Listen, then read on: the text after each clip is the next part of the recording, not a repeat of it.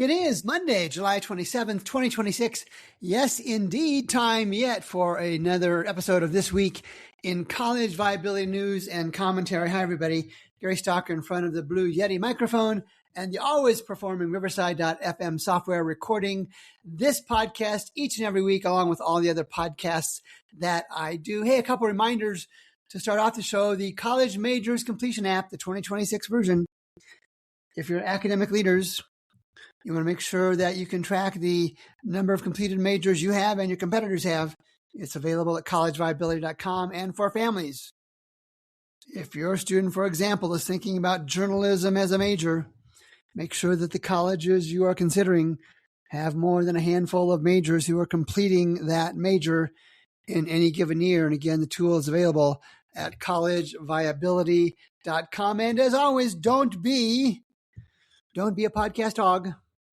Make sure to forward the link to this podcast to your higher education friends and to those families and friends who are starting to look at colleges for the 2026-2027 school year, and of course for the 2027-2028 school year as well. This week, I have a Summer Spin Award winner so far for the summer of 2026. I'll talk about that. Howard University, all over the news last week, is correct. It's correct, of course, in wanting to make sure students pay their bills. That was the original reason they unenrolled some 500 students. But for whatever reason, they are losing the PR battle to disgruntled students who are unenrolled. And there's more to the story, and I'll talk about that in a moment.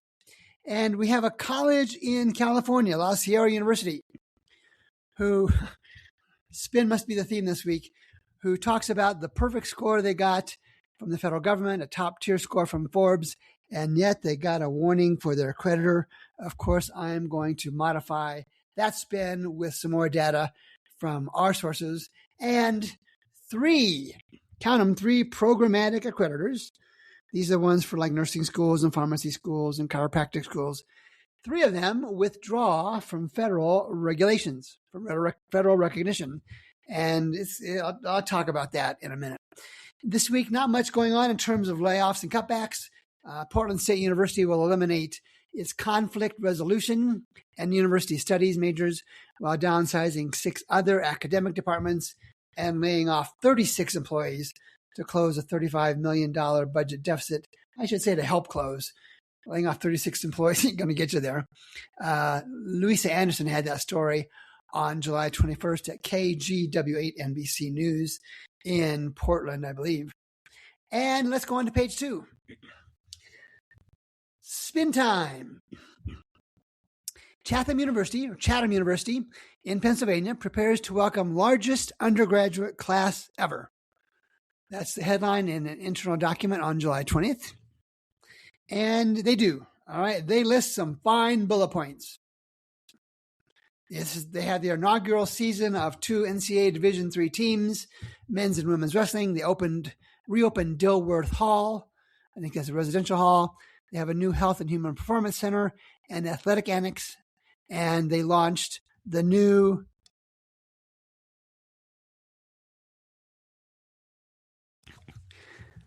Falk College of Environment Leadership and Management. All good stuff. To the data. We shall go. This is the data from 2020 through 2025, the last reported data, audited financial statements, IRS 990s, maybe even some iPads data mixed in there. At Chatham University, Pennsylvania, total net assets down 18%.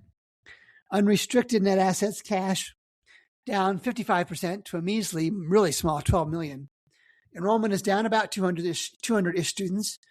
And the endowment has dropped from 106 million to 66 million in those 5 years, down 37%. And they have drawn down their endowment. They're using it as a piggy bank. They've drawn down their endowment on average of 10% in the past 5 reported years. And of course, something in the vicinity of 4 to 5% is normal.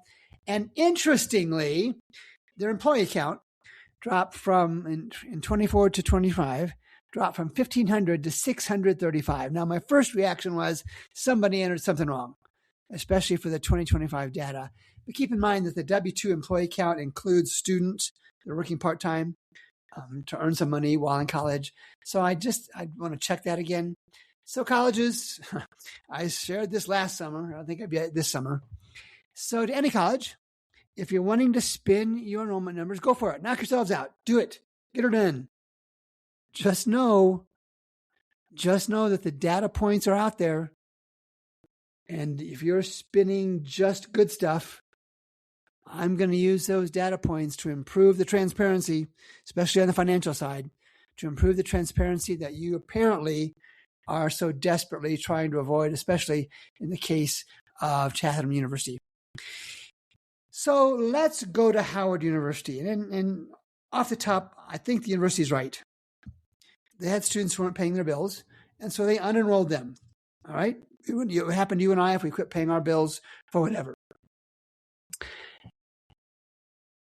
And I got one, before the second follow-up story came out, there was even a report who said, well, maybe Howard has such a good enrolling class in the fall of 2026 that they could afford to essentially tick off some 500 employees. Well, that's probably not the case. Here's a follow-up story from just today.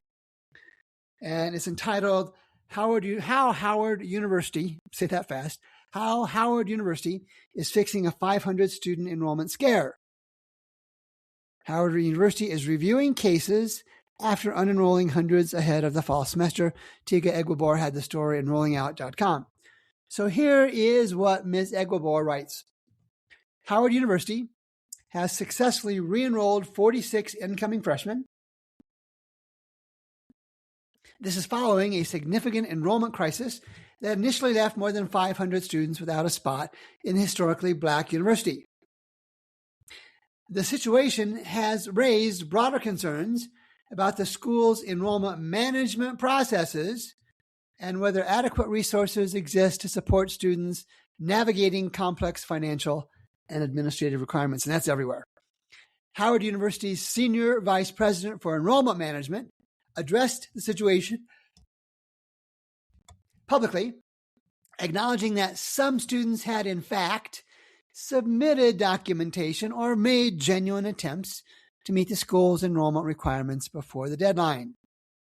University officials are now working through the review process, examining student records to making sure that those who did try and pay or made the effort are not unenrolled. Okay, we all make mistakes. Lord knows I make more than my fair share. And Howard University is losing this PR battle. If you're not paying your bills, they're probably right to unenroll you. But it appears that there were some students that tried and Howard didn't make it easy enough to do. Well, okay, go rah higher education. Nothing like showing process and aptitude on important items like enrollment and tuition payments. That was a sarcasm alert. I just didn't get out in time. And here's a headline from Susan Snyder at the Philadelphia Inquirer on July 24th. Under pressure from its accreditor, the University of Valley Forge offers students information on transferring. Now, I've seen this after colleges have announced closures before. I've never seen it before. But trust me, the University of Valley Forge is in all sorts of financial distress. So maybe we are seeing the really slow evolution of accrediting agencies, maybe moving toward a more college student and consumer advocate role, forcing these colleges to make sure their students are taken care of, even if the college doesn't survive.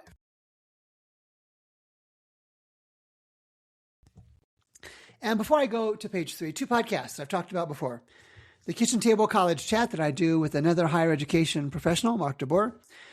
This podcast was created to provide a new and different perspective for parents and their families as they go through the college decision and selection process. Mark and I, week in and week out, challenge the conventional messaging from colleges and give our listeners some new questions to ask. And then Beyond the College brochure does just that. It's another podcast project that takes the college discussion way beyond what the colleges market with brochures and websites. It includes Paul Harvey-like stories about colleges and started with a college student interviewing me about the college decision process. So stay tuned for both of those, and I'll leave podcast links to both in the show notes. Albright College, we all know them, frequent flyer on the show. Albright College, Pennsylvania, gets okay for tax-exempt bonds as it moves to restructure a $42 million in debt. And Amanda Fries has been all over this story for months. She's with Spotlight PA, and she posted this story on July 24th. And the subheading reads, a top Albright official said the Board of Trustees is still weighing next steps as the school tries to right its finances. All right, well, this, first of all, is a thorough article. It's a thorough article for the finance nerds in the listening audience. It really drills down deeply into what's going on with the loan process and the financial piece.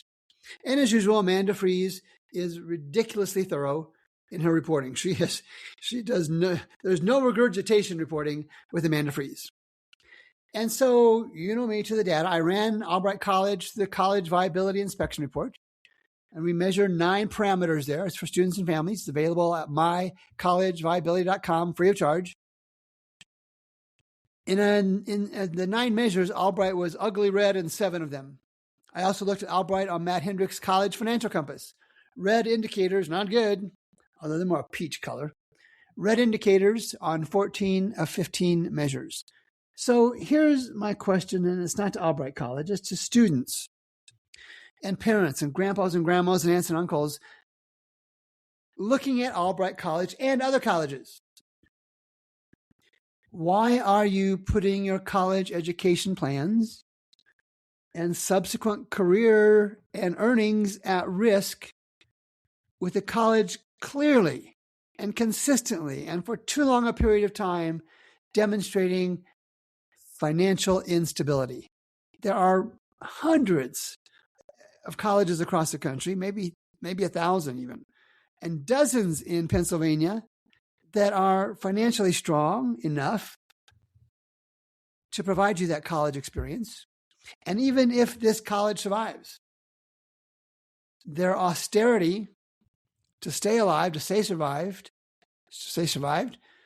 alive, will almost certainly negatively impact your college experience. So take a look at the college inspection report.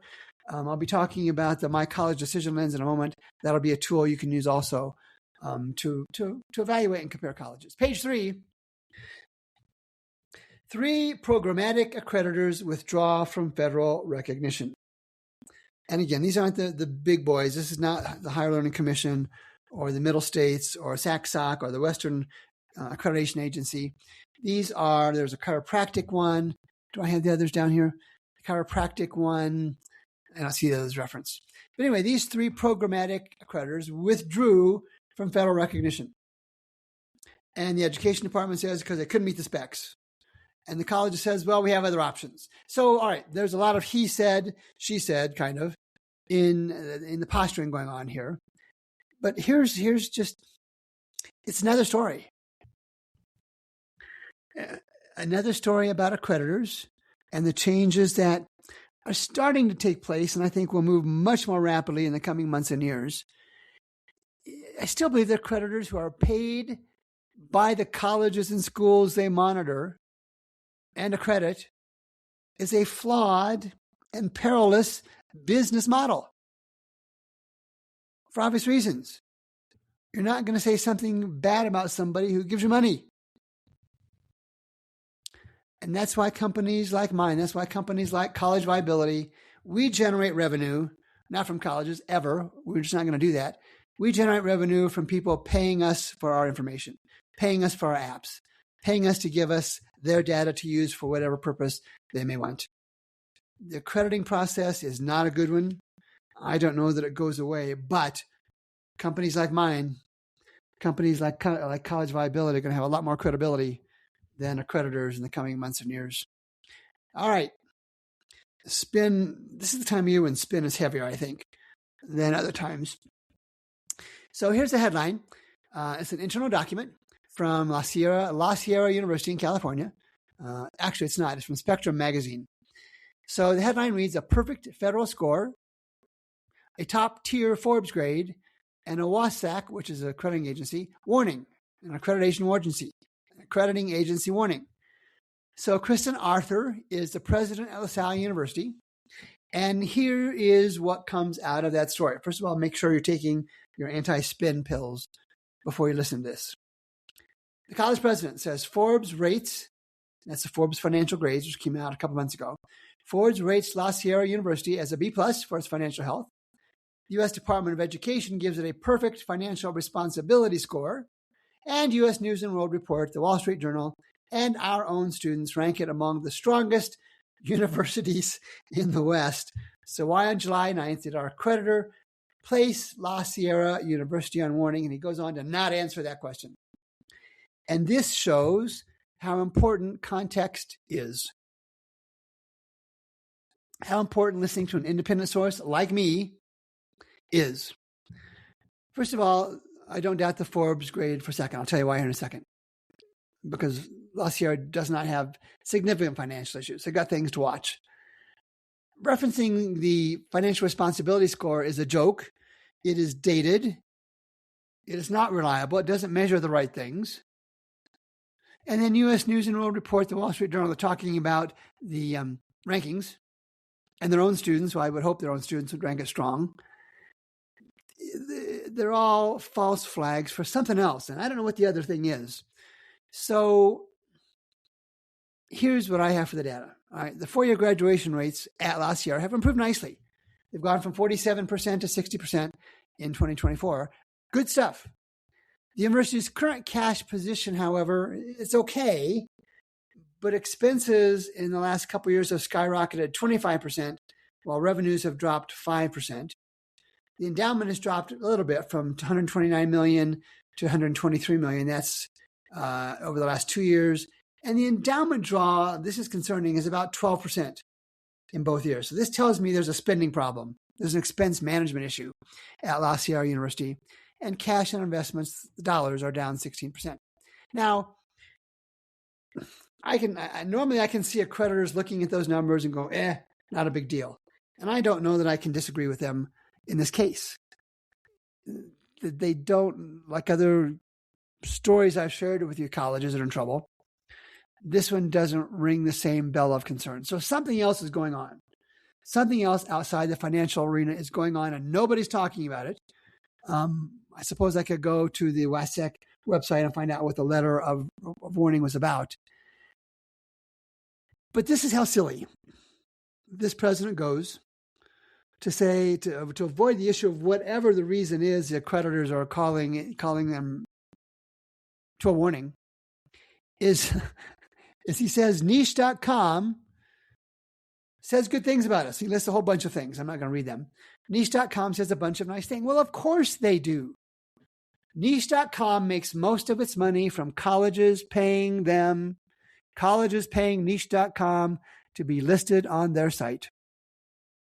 So of course, Niche.com is going to say nice things about La Sierra University and every other college on their site because Niche.com is paid to say nice things, good things, constructive things, positive things about colleges. And I'll note one thing Niche.com doesn't do. Never have I seen them talk about the financial health and viability of colleges. Never.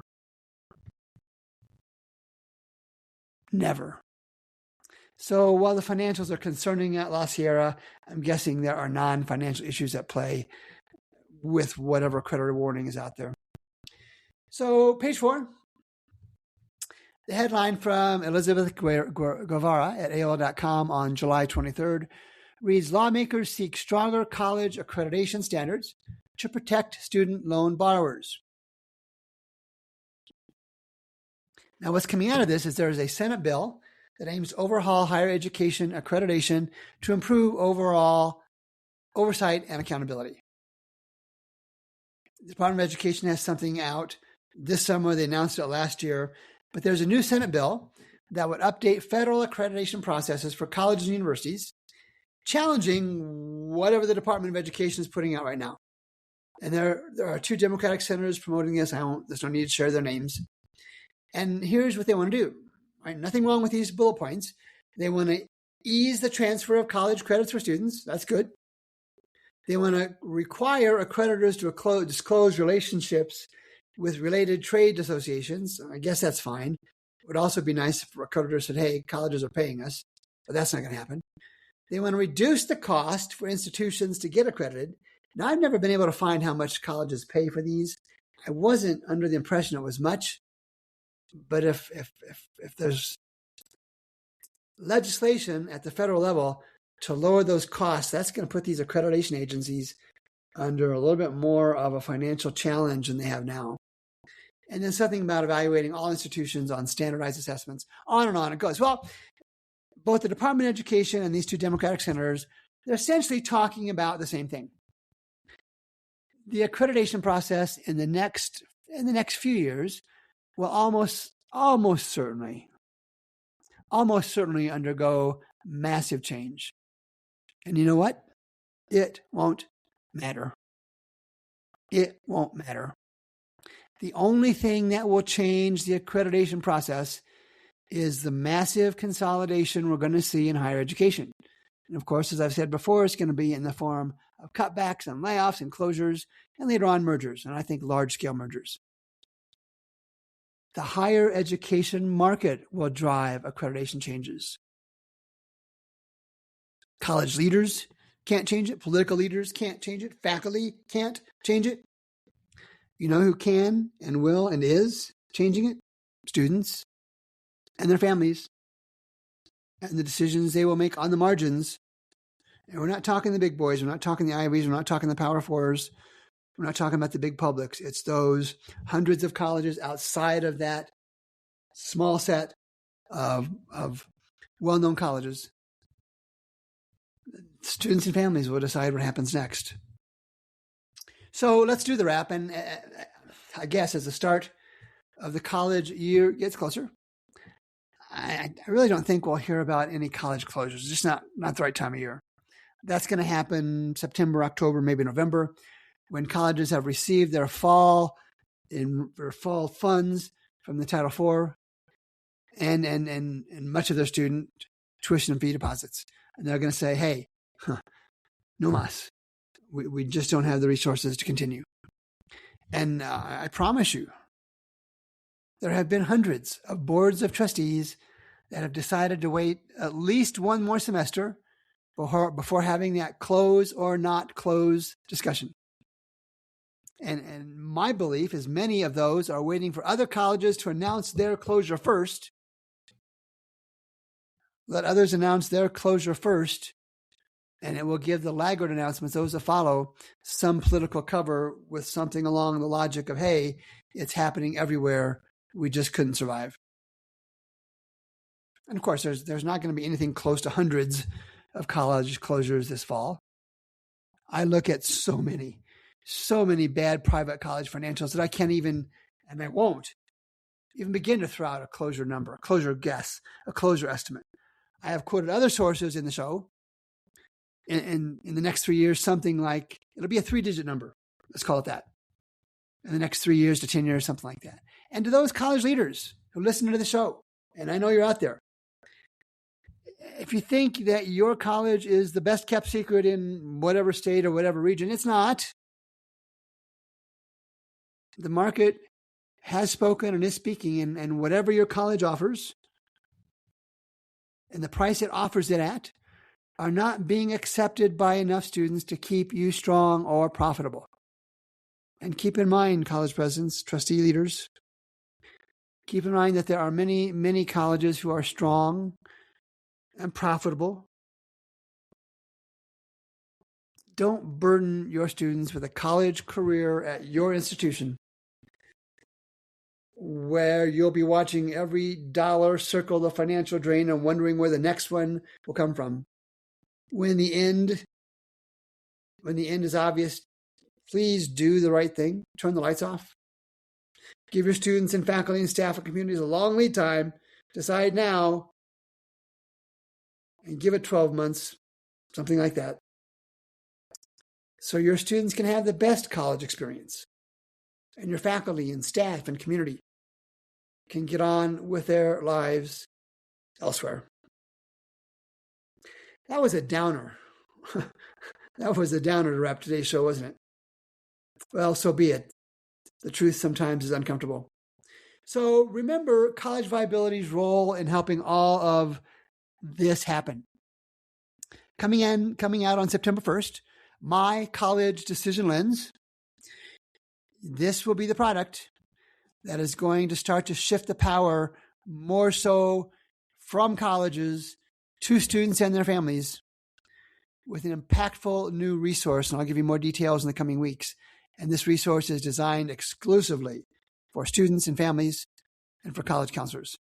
And it will reshape the decision-making market for thousands, if not tens of thousands or more students and their families.